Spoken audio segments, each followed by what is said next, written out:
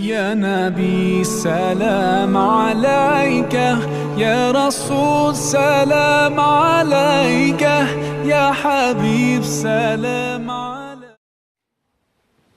الحمد لله رب العالمين، والصلاة والسلام على أشرف الأنبياء والمرسلين. أما بعد، فقد قال الله عز وجل في شأن حبيبه صلى الله عليه وسلم مخبرا وآمرا: إن الله وملائكته يصلون على النبي يا أيها الذين آمنوا صلوا عليه وسلموا تسليما.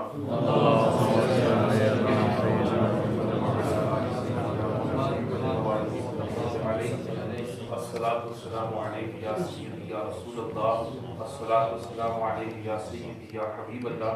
آپ بھی ذوق کے ساتھ الصلاة والسلام علیک یا سیدی یا رسول اللہ، الصلاة والسلام علیک یا سیدی یا حبیب اللہ، الصلاة والسلام علیک یا سیدی یا رحمت للعالمین وعلى آلہ وأصحابہ وسلم علیک یا شفیع المذنبین. All praise of Allah, the Lord, the Master, the Creator of all the universes, the one who is in need of nothing, but everything is in need of Him.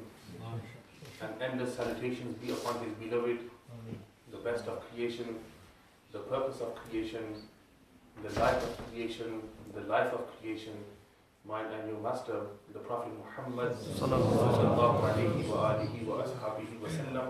Endless salutations be upon him, upon all his rightly guided companions, and upon all his pure progeny and lineage. Firstly, I would like to congratulate the organizers of today's event, our young brothers, the oceans of wisdom, the brothers who are arranging today's event and have been doing so for a while. May Allah subhanahu wa ta'ala elevate their ranks, and may Allah subhanahu wa ta'ala give them the ability to continue to work for the Ahlul Sunnah wal Jamaat in propagating the correct aqaid of the Ahlul Sunnah wal Jamaat. It is an honor for me that I am present here, and Leicester is not a new place for me. Alhamdulillah, I come here very regularly. But today it is a more honor for me that I am present here in the presence of Hazrat Allama, Hussaini, Miah, Ashrafi, Gillani, who shared very kind words about me. But this is their kindness and their generosity. However, I am not worthy of these words. They are older than me in age, and they are greater than me in knowledge also. May Allah subhanahu wa ta'ala give us the ability to respect the Sadat and all of the Al of Rasulullah sallallahu alayhi wa sallam. And indeed, with the nisbat, with the family of Rasulullah sallallahu alayhi wa sallam, we believe that we will be given shafaat of Rasulullah sallallahu alayhi wa sallam on the day of judgment. Also the other ulama and mashaykh, and also your host for today, Hazrat Allama Khalid Hussaini Abdullah Sahib, who are present here also and have are hosting today's event. May Allah subhanahu wa ta'ala elevate their ranks. And I have heard that they are traveling for Hajj in the next couple of days. May Allah subhanahu wa ta'ala accept their journey, and all for those who are traveling or who have traveled, may Allah subhanahu wa ta'ala give us all the ability to go again and again to do the ziyarat of the house of Allah subhanahu wa ta'ala and present our salutations in the court and majesty of Rasulullah sallallahu alayhi wa sallam. Before me, you have heard already a very detailed and concise talk, though it was brief in time, but in detail and knowledge it was very concise in relation to Rasulullah sallallahu alayhi wa sallam and the finality of prophethood. This term you hear very regularly, Khatmi Nabuwat or Khatamiyat or finality of prophethood. This is one of the sifat, a sift, a attribute amongst the many and countless attributes of Rasulullah sallallahu alaihi wasallam. But amongst the many attributes which Rasulullah sallallahu alaihi wasallam has been given by Allah subhanahu wa ta'ala, certain of Rasulullah sallallahu alaihi wasallam's attributes have been given the rank of being a part of the zuriyat of deen, being a part of the necessities of religion. Now, every sifat of Rasulullah sallallahu alayhi wasallam, every attribute of Rasulullah sallallahu alayhi wasallam, to believe in that is our iman. However, some of the attributes of Rasulullah sallallahu alaihi wasallam, ulama have had ikhtilaf over also. But this is one attribute which is the finality of Rasulullah sallallahu alaihi wasallam, being the khatim and khatam of all the anbiya alayhimus salam who came prior to Rasulullah sallallahu alaihi wasallam, is that masala which ijma' of all the Sahaba Ikram and all the ulama of this ummah, of the nation of Rasulullah sallallahu alaihi wasallam, have had a consensus upon, that out of all the anbiya of Allah subhanahu wa ta'ala, the Nabi who Allah sent to seal, to authenticate, and to finalize, and to close the door of prophecy was our Prophet Muhammad sallallahu alaihi wasallam. Subhanallah. Now this has been given the daraja, the rank of being a part of the dururiyat of deen, the necessities of religion, and those things which come into usul, and not into those things which come under furu'at, which can be differed upon. There is no difference of opinion in this issue. Hence, the books of Kalam tell us that any person who denies one necessity of religion, even one, then that person, he is out of the fold of Islam. Simple.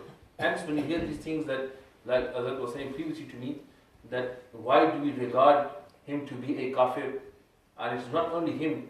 When Allah Hazrat rahmatullahi ta'ala alayhi, and Hazrat was mentioned, and this term, Qalbi Ahmad Raza, this was very, and when you talk about the heart of Allah Hazrat rahmatullahi ta'ala alayhi, straight away this share came to my mind, that when Allah Hazrat rahmatullahi alayhi speaks about his own heart, and he says that, "Ay Khuda ke bando, koi mere dil ko dhondo, mere paas abhi tha, abhi kya hua khudaya, koi gaya na aaya."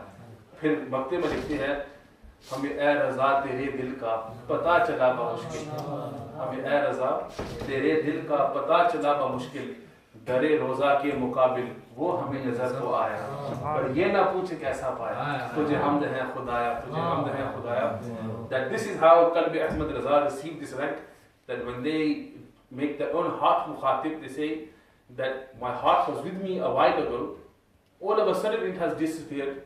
People go and find the heart of Ahmad Raza because this has disappeared, and then Allah Hazrat makes his heart mukhatib again and says that, "Oh, the heart of Ahmad Raza, we have found your heart, and we found it in the majesty of Rasulullah sallallahu alaihi wasallam. Subhanallah. But don't ask how we found it, in which state we found your heart." And the state of the heart, Allah Hazrat write in a different place that if my heart was to be taken out, physical heart of Allah was to be taken out, then you would see on one side be written Allah, and on the other side be written Muhammad Rasulullah. So this is Qalbi Ahmad Raza.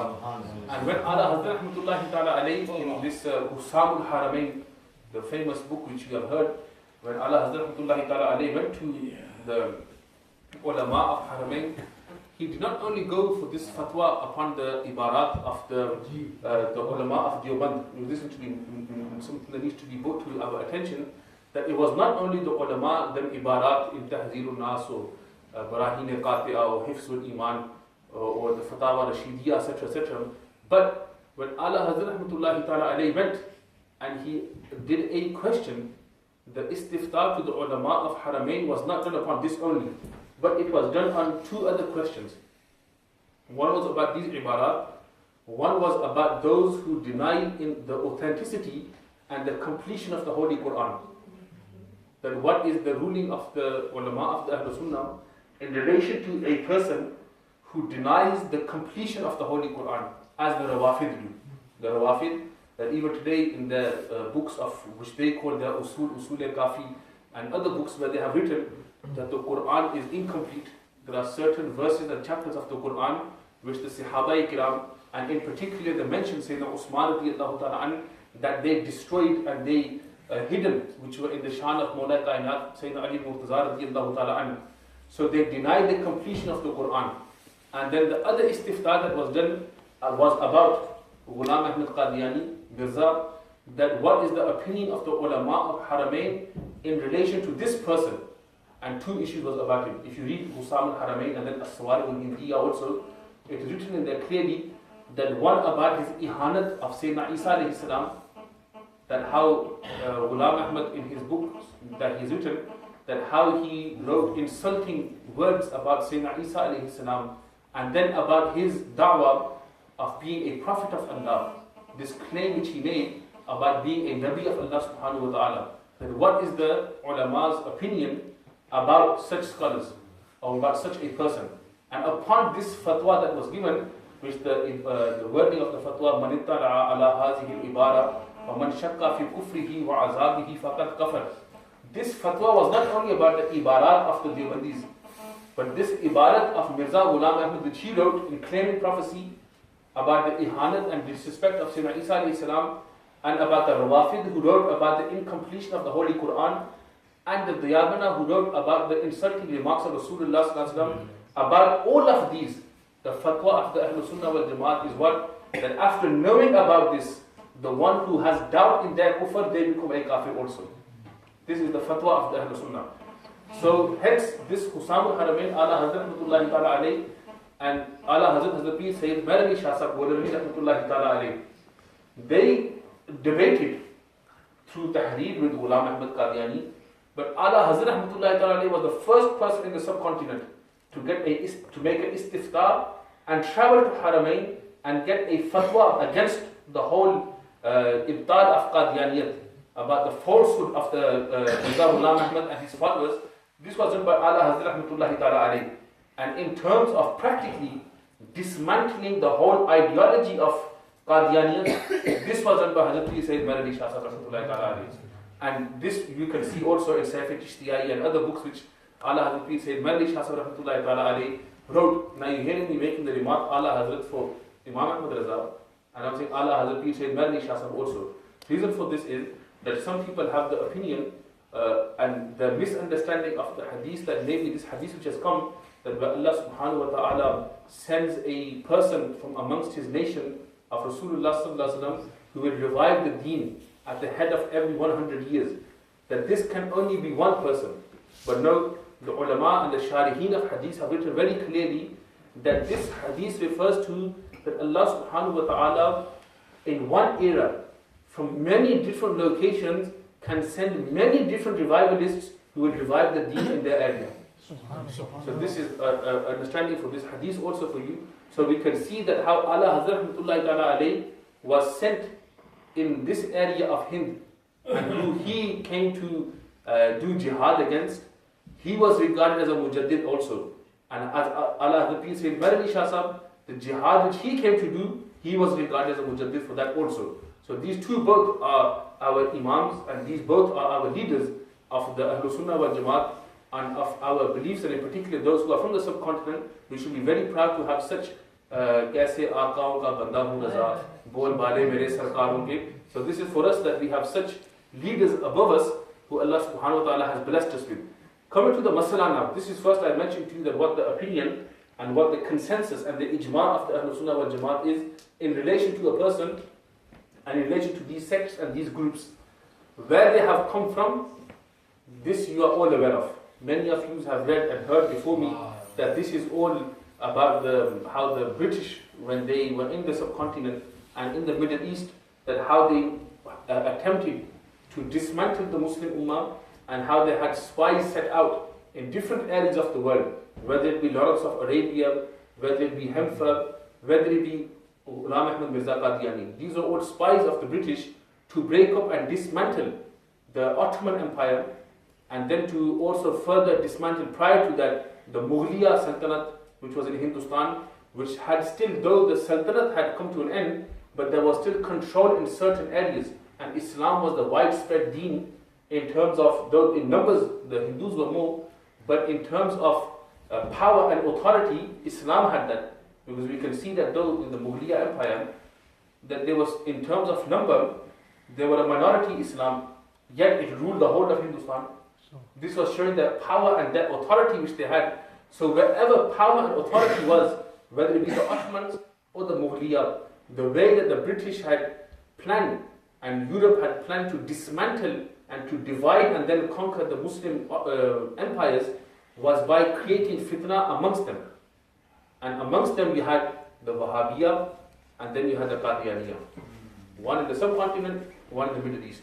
And this is where the two main factors of Islam were, how they were dismantled. And books have been written upon this from Western sources. Never mind what the Islamic perspective is to clear this and how this came from. Now coming to the masala and the issue itself, that the finality of Rasulullah sallallahu alayhi wasallam, how important is this, and how important did Allah subhanahu wa ta'ala regard this masala to be? This verse of the Quran which you hear, مَا كَانَ مُحَمَّدٌ أَبَا أَحَدٍ مِّنْ رِجَالِكُمْ وَلَكِنْ رَسُولُ اللَّهِ, that Muhammad Rasulullah sallallahu alayhi wasallam, he is not a father of any one of you men. He is not a father of any one of you men, but he is Rasulullah sallallahu alayhi wasallam. He is the messenger of Allah, and he is the Khatam al-Nabiyyin.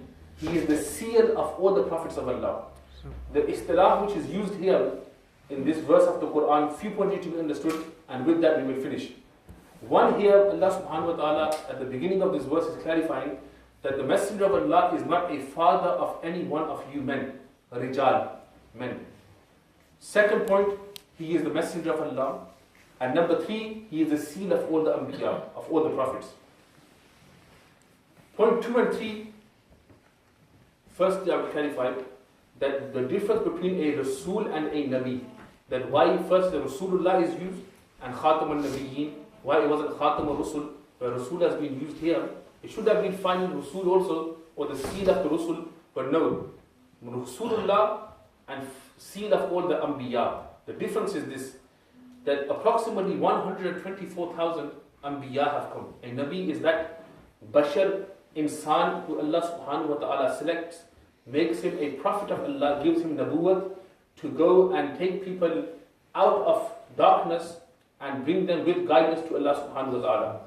A Rasul is a Nabi also, but he has been given a message by Allah subhanahu wa ta'ala, either in the form of a complete book or in the form of a suhuf, a part of a book, and with that message he brings people towards Allah subhanahu wa ta'ala. Every Nabi is not a Rasul, but every Rasul is a Nabi. And Mullah Liqari in Sharafiq al-Akbar, they write that amongst the 124,000 Anbiya of Allah, there are approximately 315 Rasul, 315 messengers, and in one riwayat becomes 313, which also Qazi Ayyaz writes. But 313 or 315 messengers out of 124,000. These were those who were either given a complete book, like Sayyidina Musa alayhi salam, Sayyidina Dawood alayhi salam, Sayyidina Isa alayhi salam, Rasulullah sallallahu alayhi wasallam, the Torah, Zabur, Injil and Quran, or whether they were given parts of the book, like of Sayyidina Ibrahim alayhi salam, and other Rasul and messengers of Allah subhanahu wa ta'ala. So this is a messenger and a Nabi. Now the Rasulullah sallallahu alayhi wasallam was not only a Nabi of Allah, but he was Rasulullah. So here Allah subhanahu wa ta'ala used this istilah to show that this prophet of mine, he is not only a Nabi, but he is a messenger of Allah, and he is the Imam of all the messengers. But when it comes to the finality, he is not a final or a seal for just messengers. Because if he was, this istilah was to Khatam Rusul, then he would be a seal of the messengers, then one may argue that a Rasul cannot come, but a Nabi can come. That a Rasul cannot come because he is Khatam Rasul, but a Nabi may come who will continue with the message of the previous Rasul. Because what happens is that when a Nabi comes after a Rasul, and he comes only as a Nabi and not as a Rasul, then he continues with the message of the previous book. But when a Rasul comes, then he makes all the previous divine messages that have come, they become mansukh with that message which has come on the most recent Rasul of Allah.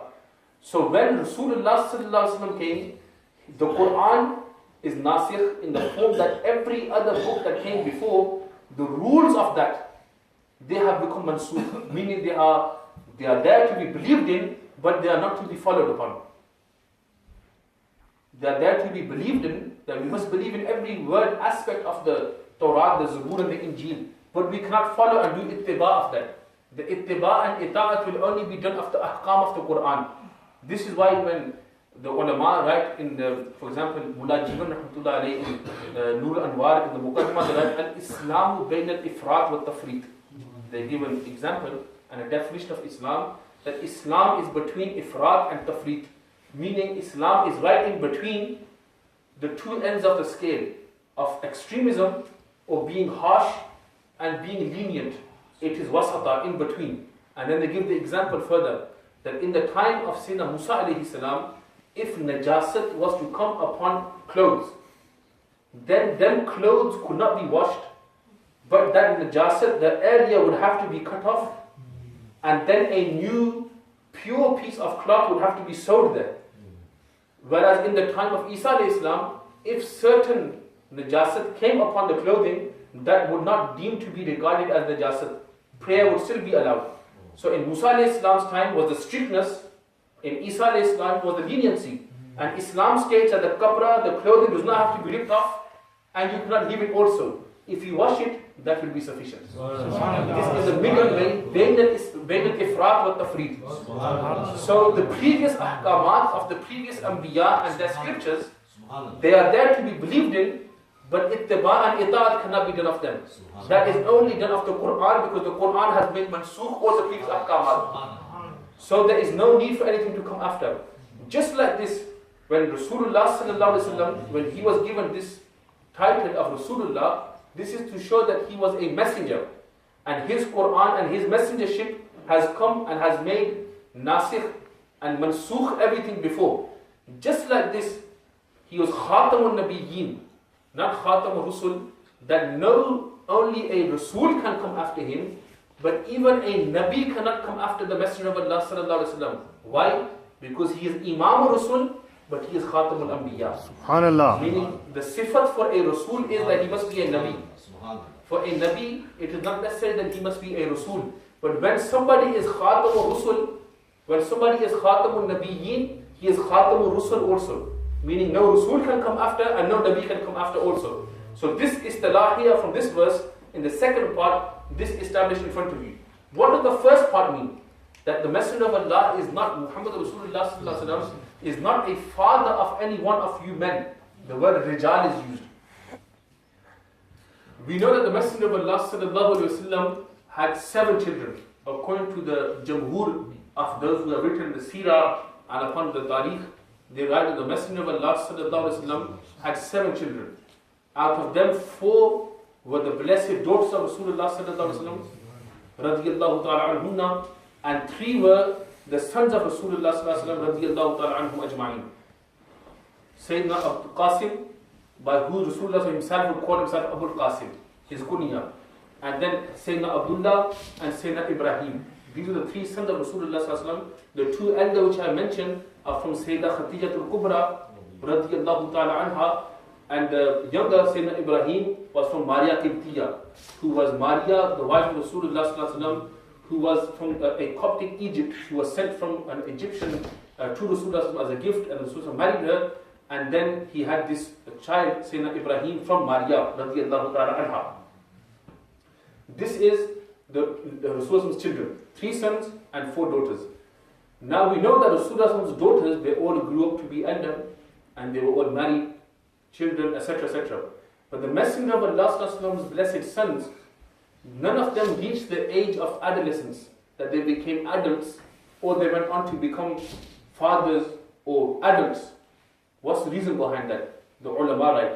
And Qazi Sanaullah Panipati rahmatullahi ta'ala alayhi tafsir mazhari, the tafsir which they wrote upon, they gave the name of the murshid, Mirzai Mazhar Jane Jana, and they write a whole chapter upon this issue alone. But all the mufassirin have written almost in jamhur upon this masla, including Imam Razi, Tafsir Kabir, and other ulama also.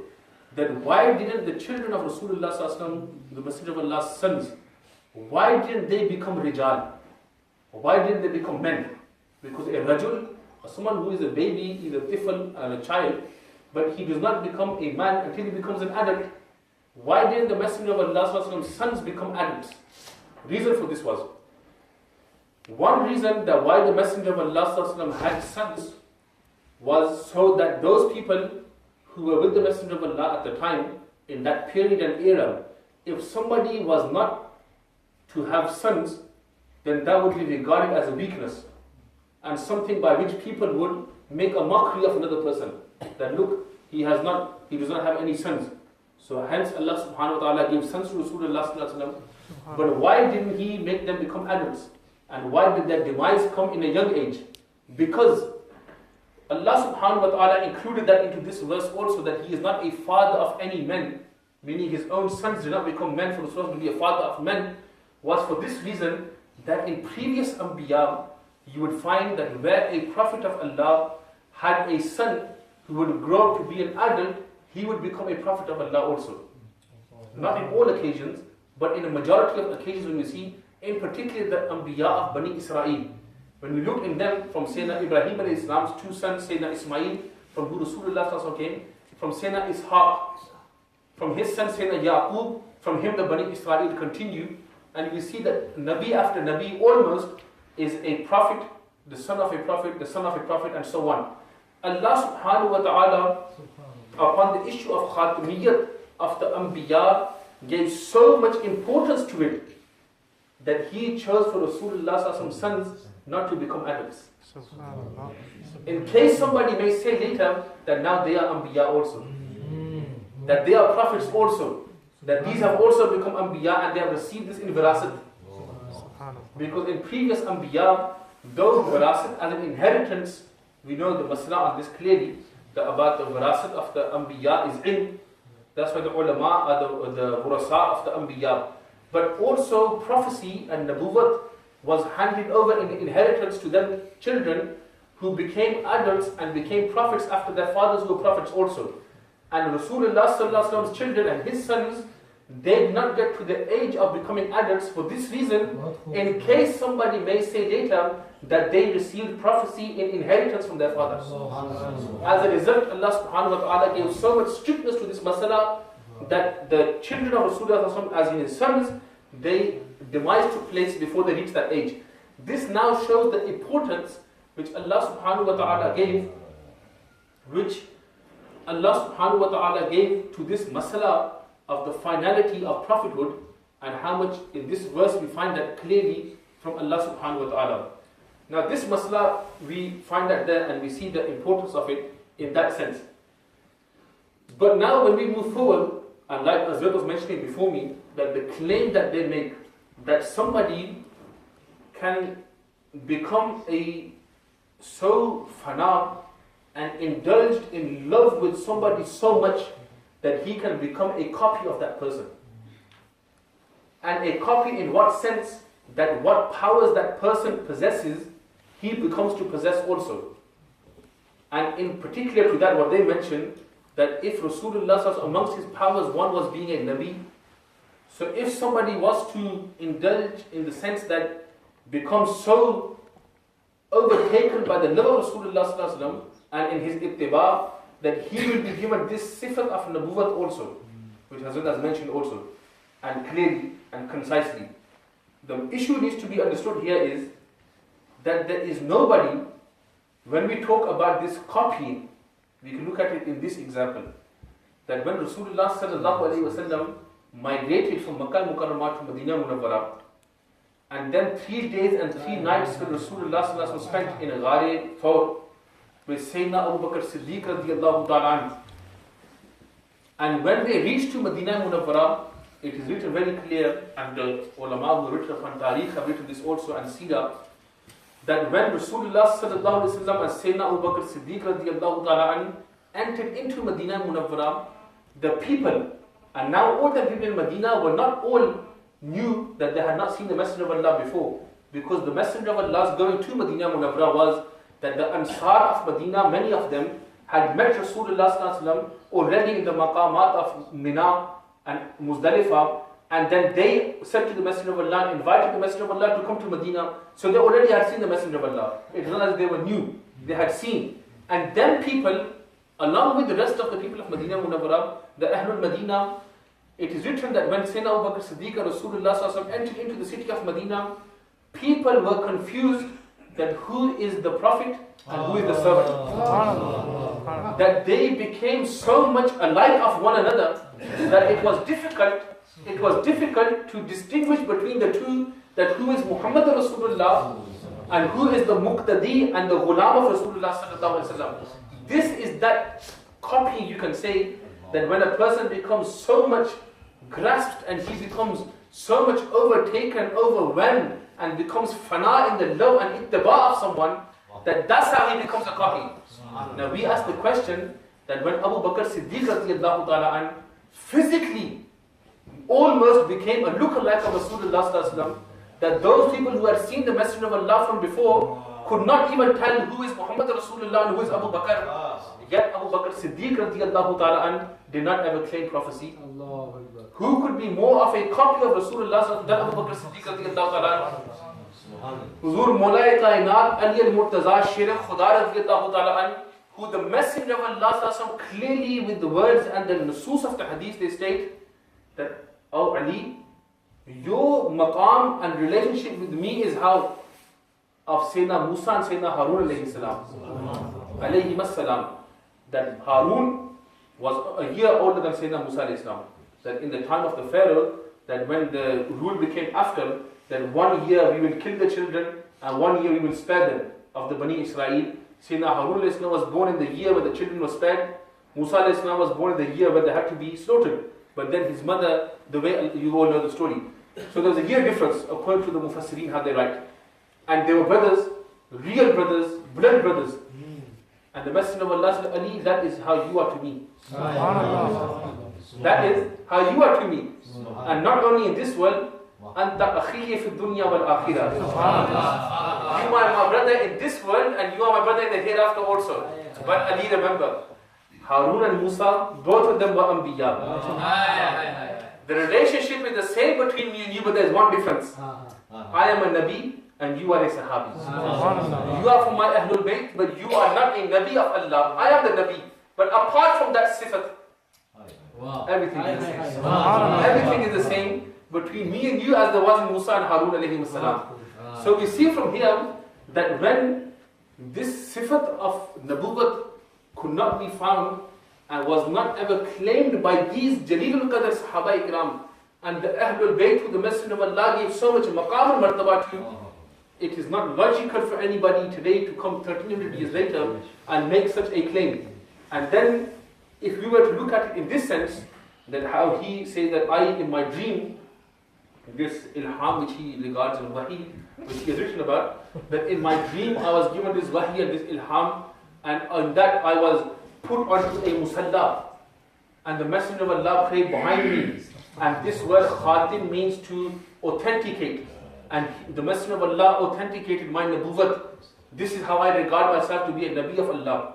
We ask him that you in your false dream have seen yourself being put on the musalla by Rasulullah sallallahu alaihi wasallam. What about that hasti and that personality? Muru Abu Bakr falyusalli bin nas. The Messenger of Allah himself said, Abu Bakr, you stand on my musalla. And after standing on his musalla, when the Messenger of Allah came himself, Sayyidina Abu Bakr Siddiq radiallahu ta'ala an began to move his feet backward off the musalla. And the Messenger of Allah placed his blessed hand on the shoulder of Abu Bakr Siddiq and said, Kum fastaqim. Abu Bakr, stay stable where you are. Today Muhammad Rasulullah has come to pray behind you.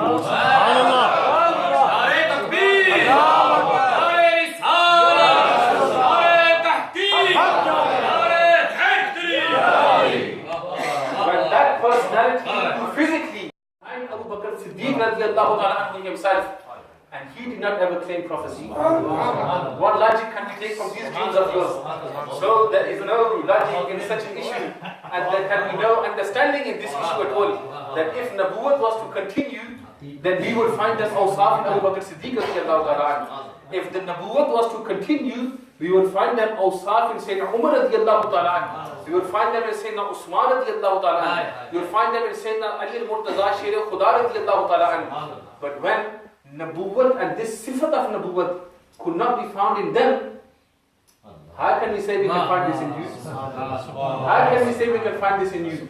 Hence, we come to this conclusion that this masala of Khatamiyat, and when we look into final point I mentioned, that one question has been given to me also, I'll quickly do on this before we finish, but before that the ulama have written, Imam Razi rahmatullahi ta'ala alayhi, he writes that this masala of Khatamiyat, this was established even before the Anbiya came onto this earth. Subhanallah. In what sense? That when Allah subhanahu wa ta'ala gathered all the souls and the arwah, he said, Alastu bi rabbikum, am I not your Lord? And all the souls of every person that will come to this earth, they said, Qalu bala. They all said, yes, you are our Lord. Then Allah subhanahu wa ta'ala He said to the souls, all of them, you can all depart. But he kept behind the souls of the Anbiya alayhimu salam. He kept behind the arwah of all the Anbiya. And then, وَإِذْ أَخَذَ اللَّهُ مِيثَاقَ النَّبِيِّينَ. After this ahad which Allah took from all the souls, which was Am.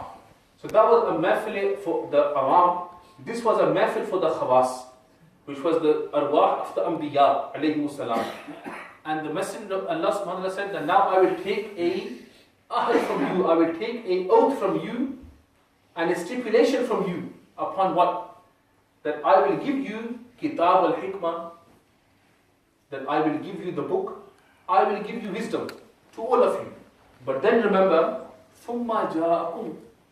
Then will come to you a Rasul. Then will come to you a Rasul. Which Rasul? مُصَدِّقٌ لِمَا مَعَكُمْ. You must do three things. One, you must testify to what he brings you. Number two, لَا تُؤْمِنُنَّ بِهِ وَلَا تَنْصُرُنَّ. And this lam taqeed, banun taqeed thaqila, not khafifa, thaqila, which is tashdeed on both. That you must believe in him, and you must assist him. The point here comes that when Allah subhanahu wa ta'ala gathered all the Anbiya, and He's saying to them that you must take this oath, that all of you will be given nabuwwat, you will be given a message, you will be given wisdom. But then, ثُمَّ جَاءَكُمْ. Then will come to you, and this thumma, what is this thumma? The ulama have written Imam Raghib. Thumma means then. Yeah, then you can say. And this is a huruf ataf. This comes under the huruf of ataf. Then. And this then comes for Imam Raghib as his mufradat, and other ulama, even in Sharamat Amil basic books is written, that thumma comes for when? That which has come before it, it comes to complete what has come before. It has come to complete what comes before.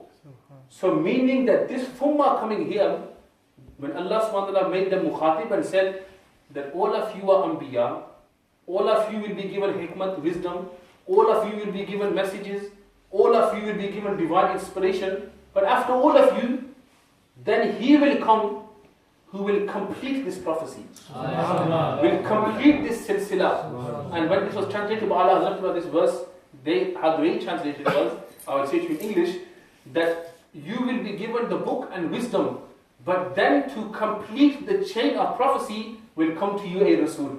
To complete this chain of prophecy will come to you a Rasul, and that Rasul is Muhammad Rasulullah sallallahu alaihi wasallam. Hence, even from this verse we see that Allah subhanahu wa ta'ala made very clear this whole masala of the khatimiyat of Rasulullah sallallahu alaihi wasallam. And for you and me to remember is this simple, that these issues we should not with jazbat and becoming too angry or furious to counter them. No. Rather than going into the masala too much, we should look at the background, the nafse masala, that this issue of Qadiani, that where did it rise from, where did it come from?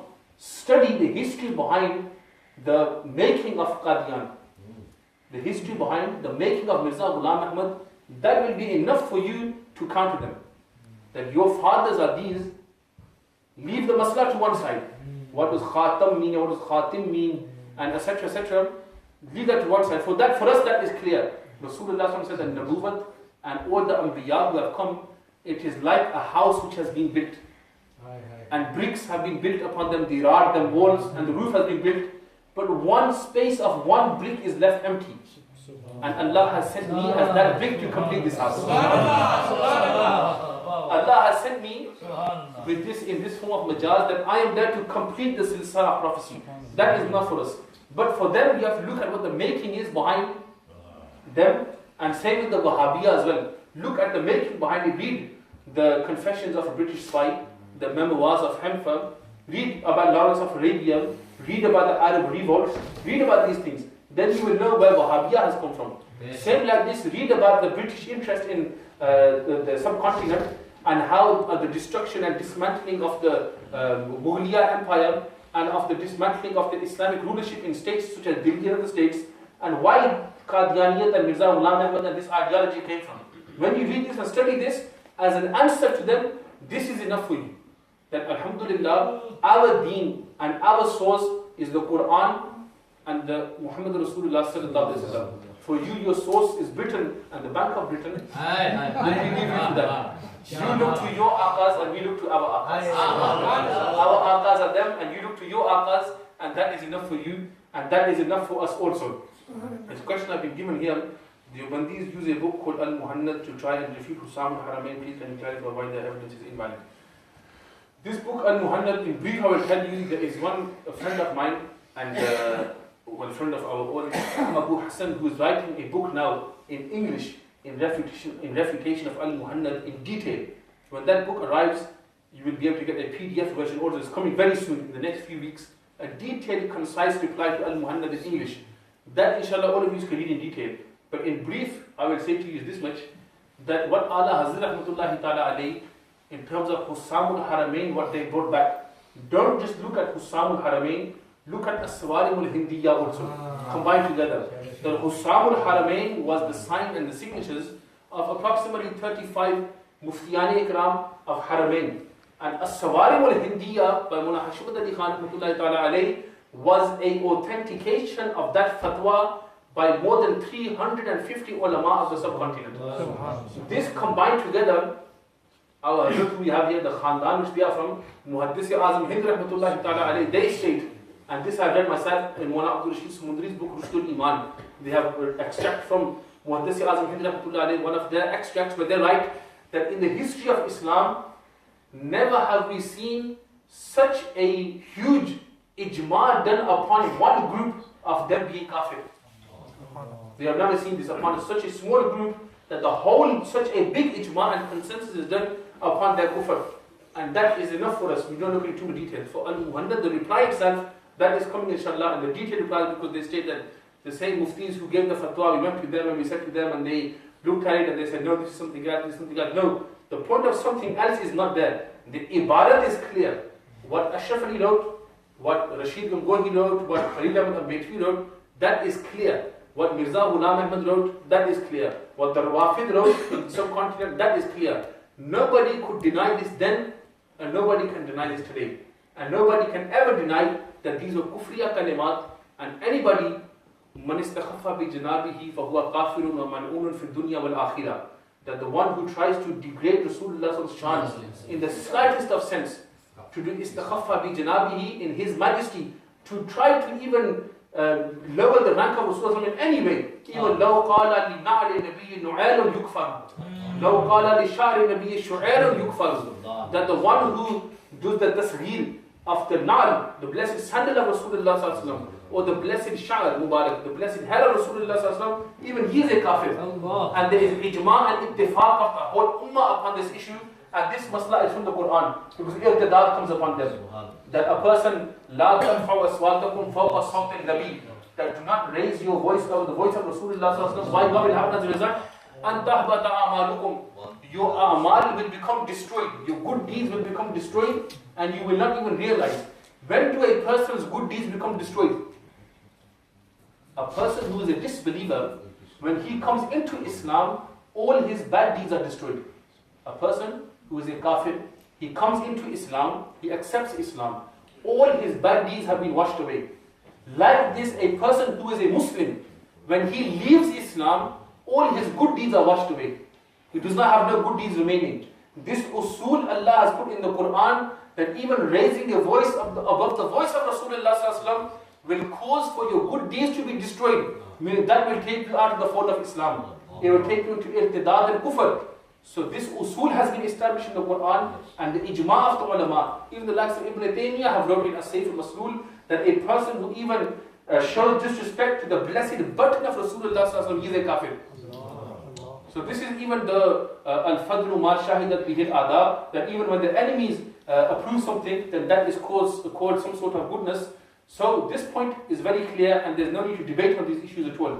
Very masla is clear. We have come clearly to talk on this issue. Our iman is, and our belief is, and the belief of the Muslim ummah up to the Sahaba Ikram, within the Sahaba Ikram, with Rasulullah sallallahu alaihi wasallam, the previous Anbiya, And Allah subhanahu wa ta'ala has been established that the Messenger of Allah sallallahu alaihi wasallam was Khatamun Nabiyyina law kana Adama bain al-ma'i wa teen. So that when Adam was yet between clay and water, and between body and soul, Allah had declared him to be the final of all the Anbiya and Rusul. And when Allah subhanahu wa ta'ala sent him, He sent him as the final of all the Rusul and Anbiya. And on the night of the Mi'raj, He made him Imam al-Anbiya, to show that people today talk about the Musalla, that who appointed us, so we are this and we are that. Rasulullah sallallahu alaihi wasallam is that Nabi, that when Allah subhanahu wa ta'ala, the way He gathered all the Anbiya in إِذْ أَخَذَ اللَّهُ مِيثَاقَ النَّبِيِّينَ, when He gathered all the Anbiya there and took this oath from them, and they all agreed, in that same way, Allah gathered all the Anbiya again in Masjid Al-Aqsa and took this oath and showed it physically, that there you make the oath in Alami Arwah. Today you make the oath here, that Muhammad Rasulullah there was regarded Khatim al-Anbiya. Today he will be made Imam al-Anbiya. And this is ittifaq and ijma has been done by the Anbiya, by the Sahaba Ikram, by the Tabi'een, Taba Tabi'een, Aimai, Mustahideen, the Mufassirin, Muhaddiseen, all of them, and the Mutakallimin. There is no need for us to delve further into this issue. May Allah subhanahu wa ta'ala keep us amongst those who regard the Rasulullah to be Khatamul Anbiya. May Allah make us our children from amongst them also. And may Allah subhanahu wa ta'ala keep us amongst those who with pride regard Allah Hazrat Imam Ahmad Raza Khan and Allah Hazrat Pir Sayyid Maradi Shah Sahab and Imam Al-Sunnah Shah Nurani Rahmatullahi Ta'ala alayhi as our Imams and as our leaders. وَمَا عَلَيْنَا إِلَّا الْبَلَاغُ الْمُبِينُ. نعرہ تکبیر، نعرہ رسالت، علماء اہل سنت، صلاۃ والسلام سے پہلے ضرور اعلانات سماعت جانے رحمت پہ لاکھوں سلام، شمع بزم ہدایت پہ لاکھوں سلام، جس سوہانی گھڑی چمکا غیبا کا چاند، جس سوہانی گھڑی چمکا غیبا کا چاند، جس سوہانی گھڑی چمکا غیبا کا چاند، اس دل افروز ساعت پہ لاکھوں سلام، مصطفیٰ جانے رحمت پہ لاکھوں سلام، شمع بزم ہدایت پہ لاکھوں سلام، یا الہی صدقہ آل رسول، یہ سلام عاجزانہ ہو قبول، الصلاۃ والسلام علیک یا رسول اللہ۔ الفاتحہ الہ